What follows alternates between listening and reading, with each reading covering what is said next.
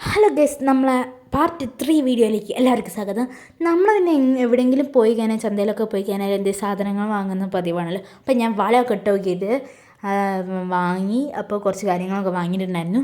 അതാണ് നമ്മൾ നേരെ നടക്കുകയാണ്. പിന്നെ ആ ലൈറ്റ് ഇട്ട് കാണുന്നത് അമ്പലത്തിൻ്റെ അങ്ങോട്ടുള്ള വഴിയാണ് കേട്ടോ. അവിടെ വരവിൻ്റെയാണ്. പിന്നെ ആനയൊക്കെ ഉണ്ടായിരുന്നു വരവിൽ.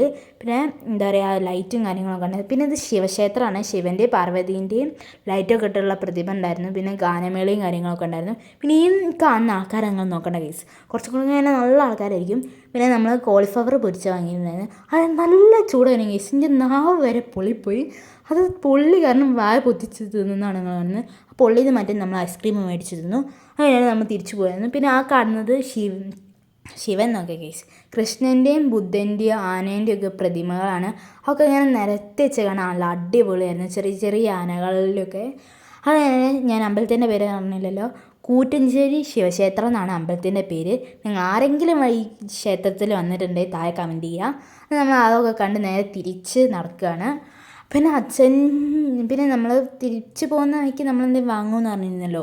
പോക്കോൺ വാങ്ങി. അപ്പം 2 പാക്കറ്റ് പോക്കോണും പിന്നെ അച്ഛനും അമ്മയ്ക്കും മാത്രം വേണ്ടിയിട്ട് നമ്മൾ ജിലേബി വാങ്ങിയിരുന്നു. ഞാനും ചേച്ചിയും ജിലേബി കൈകൊണ്ട് തൊടില്ല.